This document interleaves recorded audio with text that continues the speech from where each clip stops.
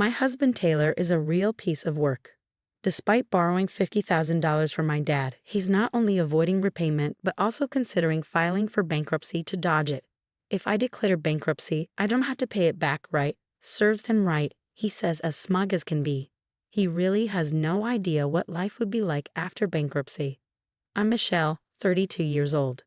Taylor and I have been married for 5 years, and for better or worse, we've led an average life together. We don't have kids, but we have a dog instead. We mostly spend our time with each other and our furry friend. Seeing our families is rare since they live far away, so we usually visit them during summer or Christmas vacations. Taylor always makes a fuss when it's time to go to my parents' home. "Hey Taylor, you're coming with me to my parents' house for the holidays, right?" "Oh no, if we're going anywhere, let's go to my parents' place. We've been to your parents many times, it's time we go to mine. We've talked about this, it's just a hassle. And there's nothing to do at your parents' house. Don't you think you should apologize to my dad about the money? Our life is possible because of him. He even helped us with that debt crisis." Again with that? "You're so annoying." Taylor sighed loudly and left the room.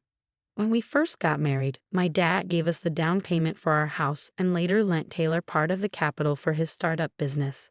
I've been slowly repaying the money for the house, but the $50,000 Taylor borrowed for his business remains unpaid. I know Taylor's business is struggling and times are tough, but that's a different issue altogether. Taylor's lack of gratitude towards my dad irks me every day. Then one day, something happened. I got a rare phone call from my mom, who usually only texts. "Hello, Mom. Is now a good time?" "Yeah, I'm fine. You usually text. What's up?" "Actually, your dad, Daniel, collapsed." "Dad collapsed? You're joking." "He wasn't feeling well for a few days. He's stable for now, but if you can, could you come home?" "I get it. I'll talk to Taylor and head back home as soon as possible." When I explained the situation to Taylor, he reluctantly agreed to the trip just this once. But there's another issue I have to think about, Rocky. I called our regular vet to board him, but they're fully booked, I said. "So what's the plan?" "I'm thinking of hiring a pet sitter." At my words, Taylor let out an exasperated sigh. "What? A pet sitter?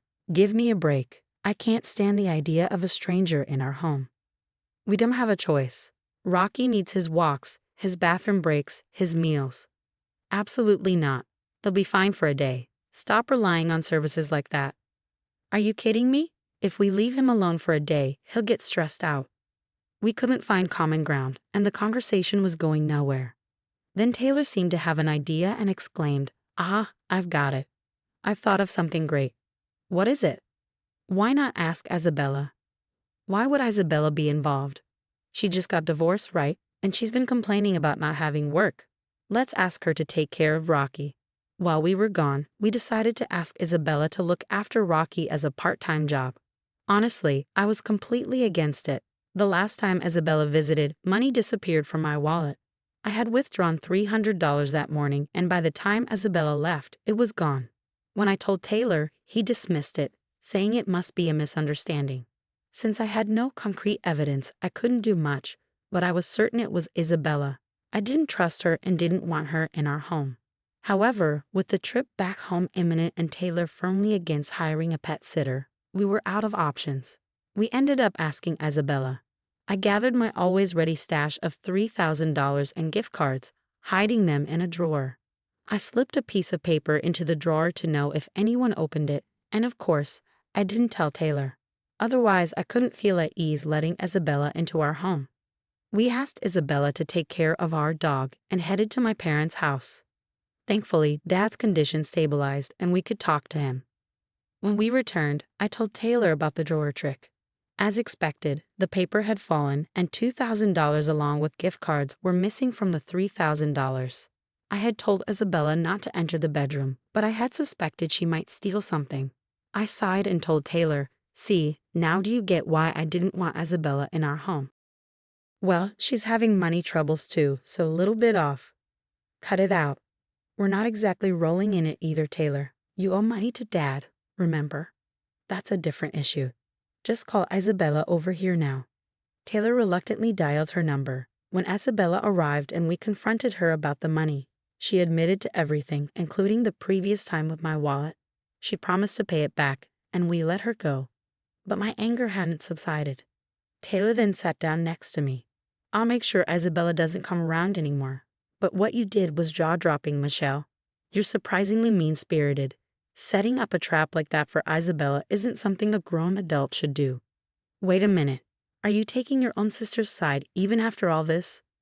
Isabella's in the wrong too, but what really turned me off was how you doubt your own family and set up such an elaborate scheme. Don't joke around. If you believe me about her stealing money last time, maybe we could have prevented this. Just like you don't want the pet sitter in our house, I don't want Isabella in our house. Well, you're so narrow-minded. Don't you have anything else to say before blaming me? It felt like he was saying it was my fault for setting up a trap to catch Isabella, who had stolen twice. I was angry and frustrated. After that, Taylor's and my relationship started to deteriorate, with more and more days of not speaking. The tipping point came when Taylor handed me a piece of paper after returning from work. What's this? You know what it is. Divorce papers. You want a divorce. I've had enough of you over this Isabella thing. I don't want to be with you anymore. There's no point in being married. Let's divorce. This happened because of your sister, you know. Don't shift the blame onto me. I don't even want to talk about it anymore. Just sign it. No discussion, just Taylor pushing his own viewpoint. I grew disgusted with him and agreed to the divorce. It was clear Taylor would keep taking Isabella's side in the future, so I figured it was best to cut ties with him sooner rather than later. A few days later, the divorce went through. We sold the house we'd lived in for 5 years and barely divided our assets. I told Taylor to use that money to keep making monthly payments on his debt to Dad, and he agreed. And so our married life came to an end. Months later, Dad passed away from illness, and just like that, I inherited the right to collect Taylor's debt repayments. But the following month, Taylor fell behind. I did a little digging through mutual friends and found out his business was failing. He had mentioned he was struggling with the company just before we divorced.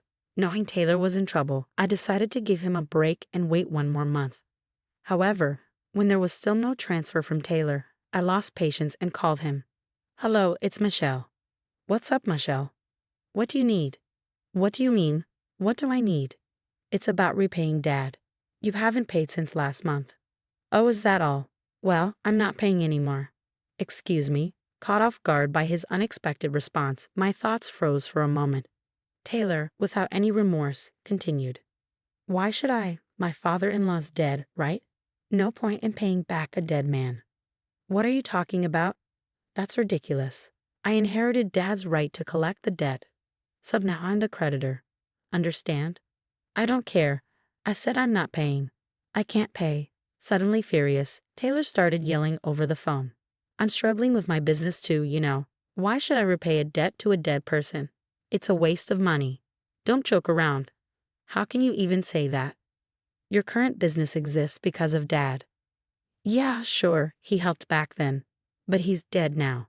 Only you would benefit if I repaid the debt. So why would I do that? At that moment, rage surged through my veins. Our parting wasn't amicable, and I knew about his current economic situation. If only he would sincerely apologize for the delayed repayment, but he was showing no remorse, let alone an apology. Worse still, he seemed to think he was off the hook for repayment now that Dad was gone. I was infuriated by Taylor's convenient thinking. I wouldn't let this go. He would repay every penny. Just to clarify, Dad's death doesn't absolve you from repayment, I said in a stern voice. Annoying, Taylor muttered irritably. I told you, only you benefit from me paying back. There's no way I'm paying back $50,000. All right, then I'll take appropriate measures. Is that okay? Suddenly, Taylor erupted in laughter over the phone. Then I'll just file for bankruptcy. Bankruptcy. Yeah, if I file for bankruptcy, I won't have to pay back anything. Serves you right. You think that will save you?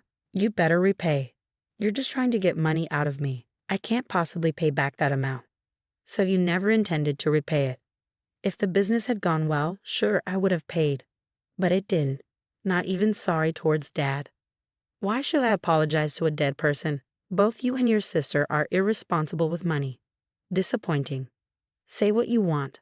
I've got my trump card. Bankruptcy. Fine, go ahead and file for bankruptcy, but you'll regret it. Thanks for the advice. Bye. With that, he happily hung up the phone. Taylor seemed to think that filing for bankruptcy would free him from his debt, but he failed to consider the downsides that come with it. If declaring bankruptcy wiped out all your debts, everyone drowning in debt would be doing it happily. I had a friend who had to declare bankruptcy because they co-signed a loan once. It was a heart-wrenching process, and I saw the struggle up close. So I knew how tough bankruptcy could be, and I decided not to tell Taylor about it. Later, it seemed Taylor really did go through with the bankruptcy process. I got a text saying, "Debts are gone. Serves them right." I didn't reply. I just waited to see how things would play out, pretty much expecting Taylor to self-destruct. A few weeks later, just as I expected, a desperate call came in from Taylor. "Michelle, please help me. Long time no see. What's up?" "I'm screwed. Yeah, I got rid of my debts, but now I can't even live a normal life." "Oh, that's unfortunate." "Unfortunate? You don't get it. I'm really in trouble here." Well, declaring bankruptcy is a last resort only for those with no other options. Taylor, who clearly didn't understand the situation, needed it spelled out plainly. Listen, bankruptcy is the last resort. They'll take all your assets, cars, electronics, everything. Your credit cards won't work and you'll be blacklisted. How do you know all this? I saw a friend go through it. It was a nightmare. What? So you knew this would happen and you didn't stop me? Are you finally getting it? This is no joke. I thought I could just reset my debts and get back to normal life. This isn't what I envisioned. Not my problem. It is your fault. If you told me how hard bankruptcy is from the start. At this point, Taylor was trying to shift the blame, so I gave him a reality check. Don't you get it? You made the choice without doing any research, even after I warned you. You made your bed, now lie in it. And you're asking for help now? That's pretty cheeky. I'm your ex-husband in need. Isn't that enough? Ex-husband. You didn't even show up to Dad's funeral, and you've never been grateful for anything. Why would I help trash like you? Karma's a bitch, isn't it? Trash? Who are you calling trash? Just to make it clear, you're in a really bad spot right now. Don't expect to live like you used to. Bankruptcy doesn't offer a bright future. You chose this path. Now live with it for the rest of your miserable life. You damn fool. I let out all my pent-up frustration and hung up the phone. I immediately blocked his number and blocked him on social media. That's how I finally cut off all ties with Taylor. As for him, word has it that he's living a pretty miserable life. He thought he could just wipe the slate clean with bankruptcy and start fresh. He may have acted like he had it all together, but reality isn't that kind. Since he's on the blacklist, he obviously can't get a loan for anything. On top of that, it seems he owed a lot of money to his friends and hasn't paid them back. He's been contacting other friends to borrow money, but no one will lend him anything now that they know his situation. In fact, almost all of his friends have cut ties with him, and it seems he's living a lonely life now. It's nothing less than poetic justice. As for Isabella, it turns out she wasn't just stealing from me, but also from her friends. Apparently, she was recently arrested by the police. The rumors spread in the neighborhood, and she lost her job too. I'm so relieved to see those two people I can't stand both get their comeuppance. I'm really glad I got a divorce when I did. I'll never have to deal with those siblings again. If I ever date someone in the future, I won't make the same mistakes. I'm determined to be more discerning in judging people and building better relationships.